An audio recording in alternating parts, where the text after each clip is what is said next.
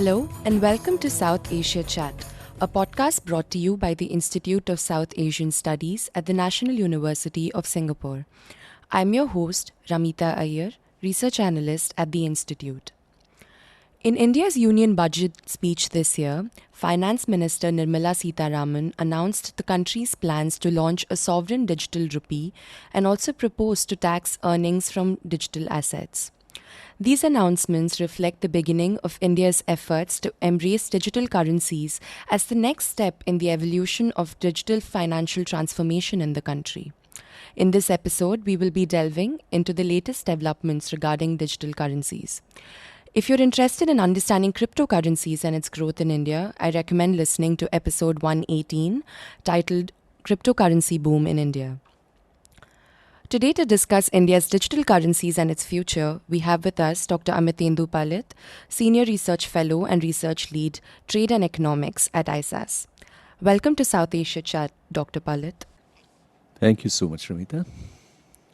Right, so the government's rationale for introducing its central bank digital currency, or CBDC in short, is that it will give a big boost to the digital economy and also make the currency management system more efficient.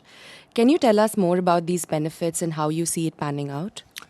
Thank you, Ramita. I think the first point to be noted is that we have got an affirmation in the budget that India is formally going to introduce what we call a central bank digital currency. And central bank digital currencies are different from other privately owned and functional digital currencies that we are aware of, which are typically referred to as cryptocurrencies. And this is where it's going to be called a sovereign digital currency. It will have the backing of the Central Bank of India. It will be connected to the reserves and the rest of the other fundamentals. But beyond this understanding till now, we really don't have much information about how the government is going to go about it, because the functional control of it will be with the Reserve Bank of India. Now, this announcement comes in the backdrop of a situation where there has been a lot of controversy in India over digital currencies. And the Reserve Bank of India has not been in favor of private digital currencies. In fact, it banned those currencies. Subsequently, the ban was overturned by the Supreme Court of India. Then there were efforts by the legislature to actually go ahead and discover a roadmap for digital currencies in India. A bill to that extent has been introduced in the parliament. It's still pending. But what would be a sign of relief for several, I would say, private digital currency owners, as well as those who firmly believe that digital currencies are the way forward insofar as internal and external payments are concerned, is that the government of India has put a green signal on the issue of digital currencies. And as you mentioned, a digital currency, a sovereign digital currency, is actually the last and final step for ensuring the transformation to a cashless society. India has been working on this, like so many other countries are, for a very long time.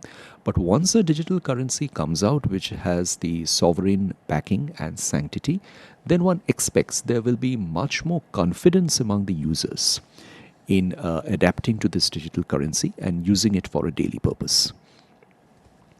What are the potential risks and challenges that you foresee with the introduction of the sovereign digital rupee? The first issue, I think, is that of data, because digital currencies across the world, and till now we have 9 countries which have introduced this formally. There are 7 countries from the Caribbean islands, Bahama and Nigeria, who have used them.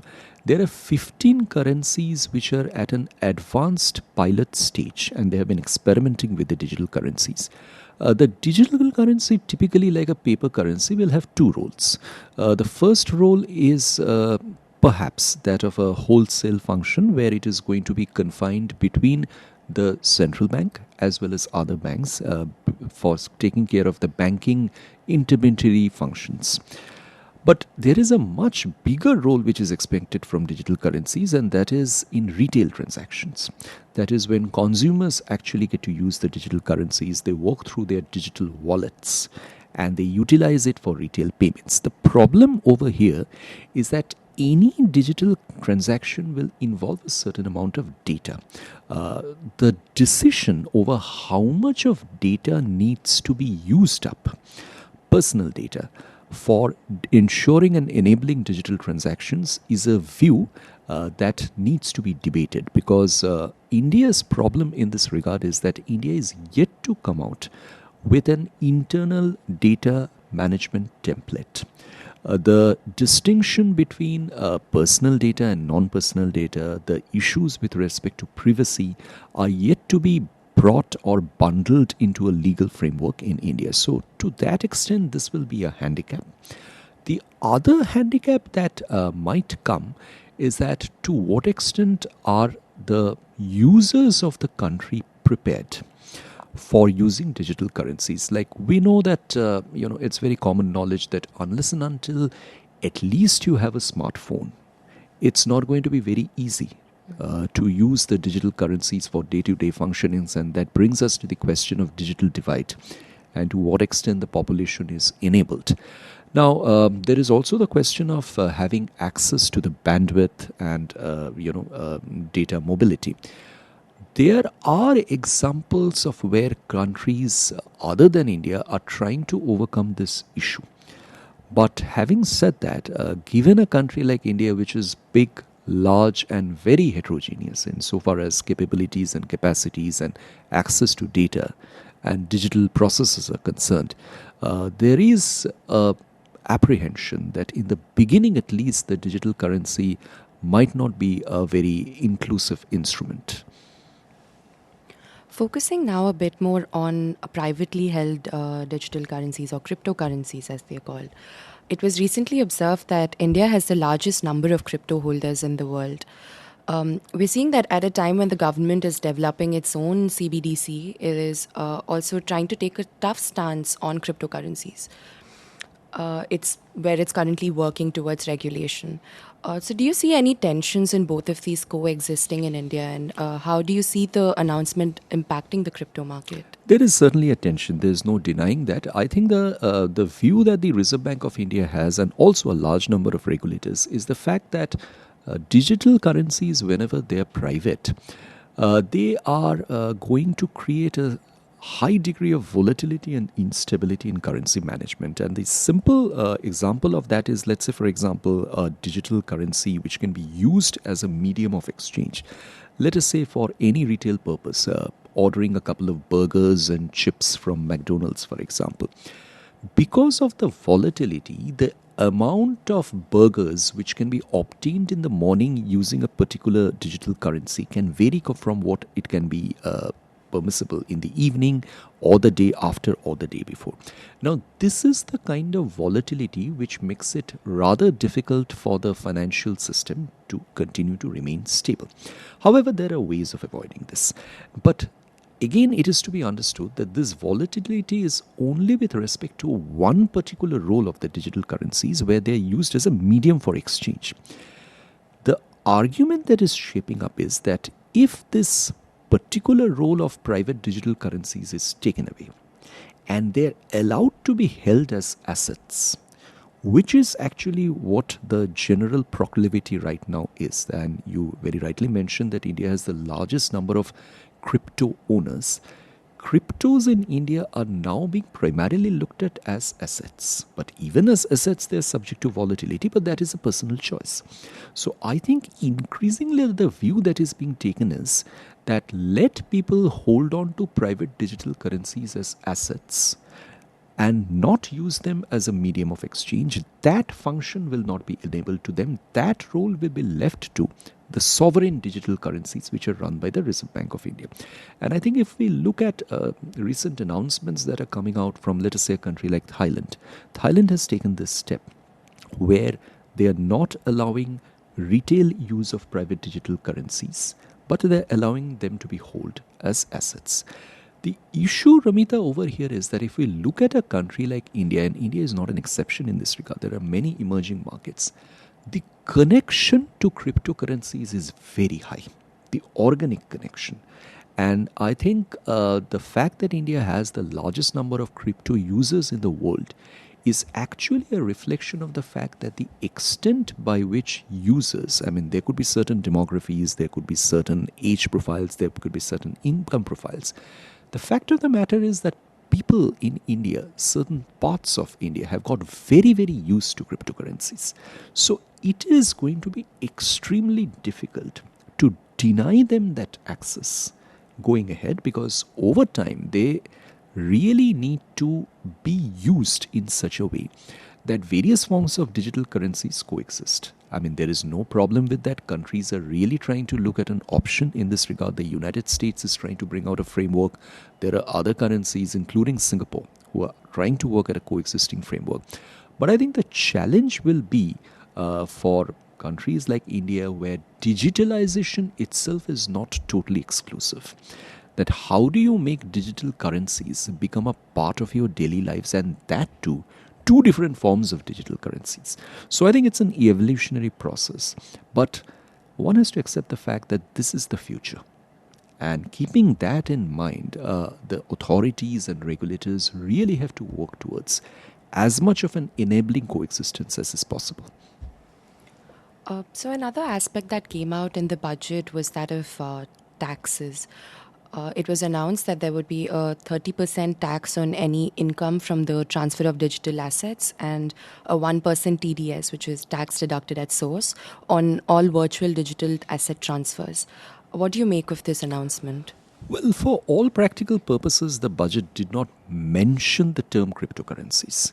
But without mentioning it, if the references to virtual digital assets that will be taxed with respect to the gains they accrue, then I guess the intrinsic understanding is that there are private digital currencies which are being used as assets, and the owners of those currencies are engaging in transactions with these assets which are fetching them capital gains. And those gains are going to be taxed, including the TDS. Now, the understanding in this regard, and there has been some confusion on this, that does this actually mean that private digital currencies or cryptocurrencies in India are being legalized? The conceptual underpinning in this regard is that, well, how can something which is not legal be taxed by a sovereign authority? Though the Ministry of Finance has issued clarifications in this regard that this does not mean that cryptocurrencies are legalized, I think this is a subtle beginning towards a process which begins to think about the construction of a template which will enable the growth and existence of cryptocurrencies in India. And the first and foremost factor in that regard is to ensure that the cryptocurrencies get taxed, which is a way of formalizing them. And the second process in this regard is probably to make the users, the other operators, including the taxation agencies, as well as the intermediaries like the lawyers, the taxation consultants, the chartered accountants, to become familiar with a system where they have to factor in that income from virtual digital assets will now become an important part of incomes of individuals. And they need to actually get enmeshed into the process of taxing these incomes. So it's a question of familiarizing, it's a question of enabling and laying down the framework for the next steps for hopefully a scientific evolution of a template for cryptocurrencies. Finally, I want to focus on one of the aspects that you mentioned before. So, while India may be one of the largest economies to introduce sovereign currency, it is not the first country to do so. There have been several developments across the world, like you mentioned. So, what do you think are the learnings from these early experiences of other countries for India, and where do you see it going? The first point, Ramita, is that I think given the fact that cryptocurrencies could be inherently volatile, I think the challenge that most countries have is to what extent they should allow their use insofar as cross-border transactions are concerned, as well as internal retail purposes are concerned. Now, within cryptocurrencies also, there are more stable varieties, which are typically called the stable coins. And the stable coins get their stability from being linked to certain stable parameters like the reserves or a particular currency value. For example, some of these are linked to the United States dollar. Now, the whole point over here is that I think when we shift our attention to the way digital currencies can become a part of people's lives, and when central banks actually authorize such currencies and take ownership of those, the first point is to note to what extent they are confident in letting people use this. And that confidence comes from the character of the payment systems in the country, their stability, and their familiarity with the people. We have now around 15 countries which are into the pilot stages of these, and this includes pretty big and large economies: China, Russia, Hong Kong, Korea, Saudi Arabia, United Arab Emirates. Among the European countries, Sweden is at a pretty advanced stage on this. So the larger expectation is that countries are really serious about the way they are going ahead. And the second thing is that if you look at the ways in which the digital currencies are being structured in all these countries, the foremost idea seems to be of a retail function. China, for example, in the recent Winter Olympics at Beijing, actually allowed the retail currency to be used by the overseas visitors for the first time. It's been using it on a pilot basis in a few of the provinces within the mainland. So it's all a question of the extent by which this particular digital currency is becoming a part of prevailing digital payment systems, like, say, for example, the Alipay and others. Similarly, other countries are also in the process. The challenge will be the interoperability. In the sense, if I am or the owner of a particular digital currency, maybe the e-Chinese yuan or the e-Indian rupee, to what extent can I use it in cross-border operations with another country? That is a big challenge to be overcome. But my expectation is that this is a factor which has been noted by monetary authorities. Monetary authorities need to talk between themselves. The COVID situation has probably given them an unexpected opportunity where digital currencies have got a boost. The more they talk to them, the easier it will become. There are questions of data issues to be overcome. There are questions of cyber security to be handled. But I think by and large, this is a trend which is irreversible. Thank you for sharing your insights with us, Dr. Palit. My pleasure, Ramita. Thank you so much. You were listening to South Asia Chat. To learn more about our work, visit us at isas.nus.edu.sg. You can also get updates on our publications, events, and podcasts through social media. We're on LinkedIn, Twitter, Facebook, and Instagram.